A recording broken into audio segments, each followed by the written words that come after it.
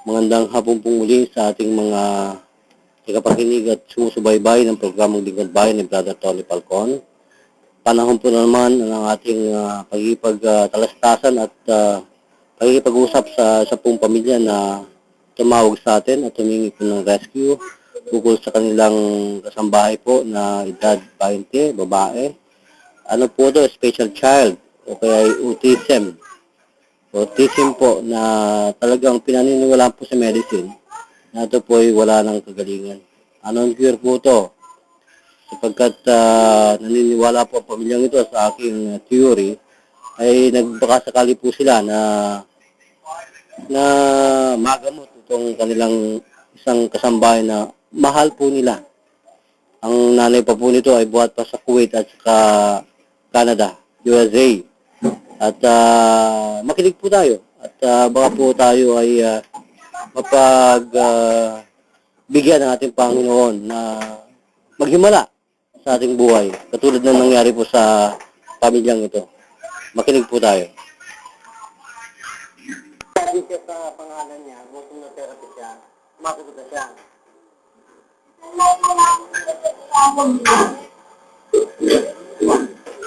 So, yung pag-describe ng gusto niya na kuha na rin niya.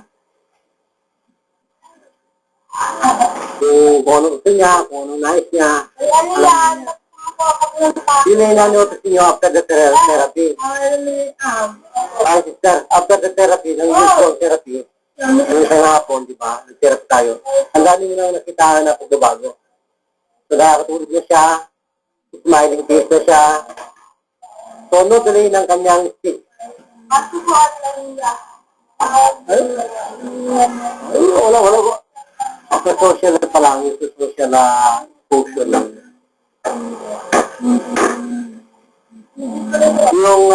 Yung kumbaga yung kanyang contact eye to eye sa inyo, parang mano na, yung bulaga na, parang may pagkain sa bulaga na siya. Yung talagang nabibigyan na niya yung pang mata mo, ito tama na kung ano gusto niya. Laki lang na pagbabago, mami, ha? Ay, yung tulog niya, sabi mo, talaga umukay na, gano'n. Yung kanyang tulog. Kasi yung mga ganito, mami, kung may problema ka sa mga Down syndrome, hindi halos magkatulog.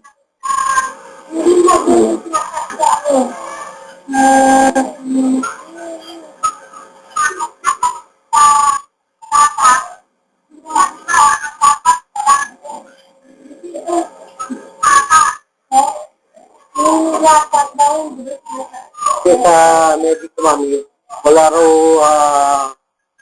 malinaw na treatment ito. Autism. Pero sa atin, parang nagsasambahan pa natin, talagang buhay ang Panginoon sa paglilingkod.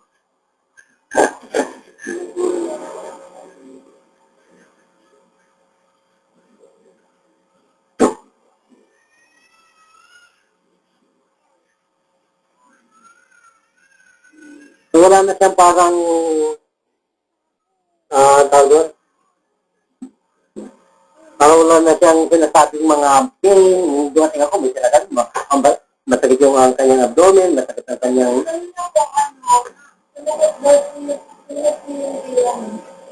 kanya. Saan dito? Ginagaling niya. Dito. Ayaw na sinili ng pain.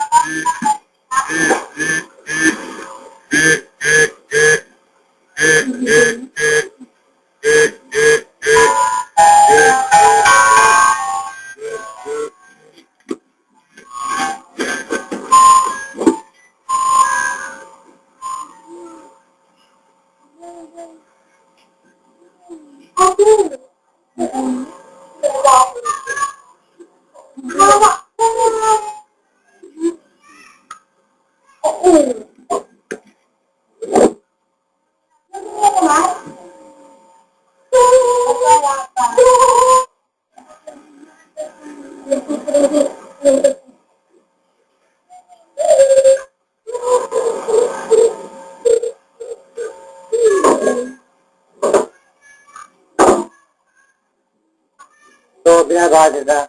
Kaya tawag kayo na niya. So, dati-dati wala kayong greetings. Kanya ginigay. Gandang umaga. Ay, ganda-ganda mo. Wala pa ganun. Ano lang greetings sa inyo?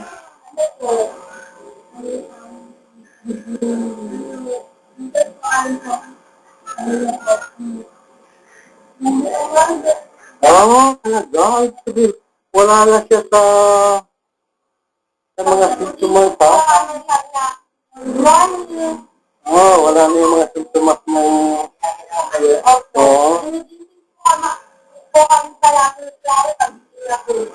baga living interaction, social interaction niya. Sinasabi niya yun, gano'n. Ang galing, ang galing ng therapy mo, ha?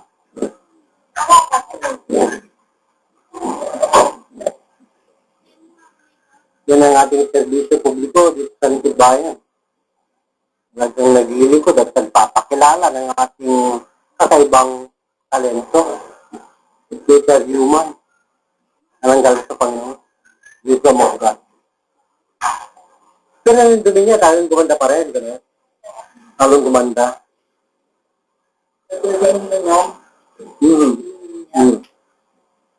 Kasi sabi ng papa mo, mga tubig, hindi mo. Hindi yan. Parang dili na.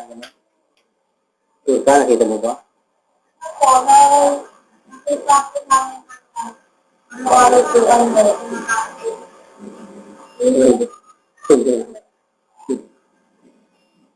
Hindi mo sabihin sa brother din, hindi peke. Hindi ba peke yung ginagawa? Mayroon pag-peke ka dahil nasa internet, mami. Kami yung mga dati nililipat. Yan, sit tayo sa medicine.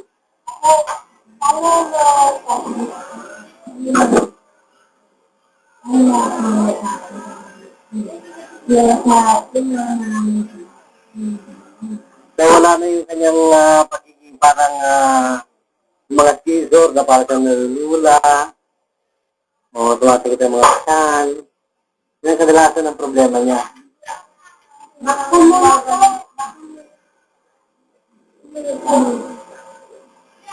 So, parang ayaw na niyang mag-isa lang siya. Gusto niya, marami niyang kasama. Yun. Kasi maganda na, social interaction yun.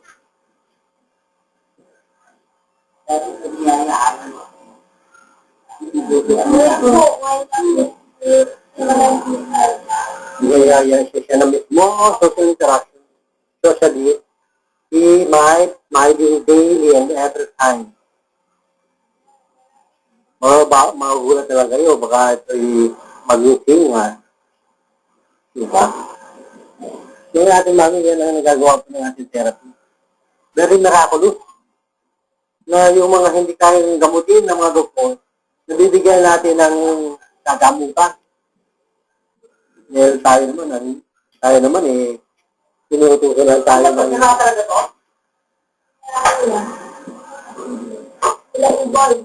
Nagtuwa lang tao sa ating mami. Pinapakita natin yung ating talino. Kaya doon pa lang natin na nararamdaman at nalalaman yung palang ganito sakit may kagamitan.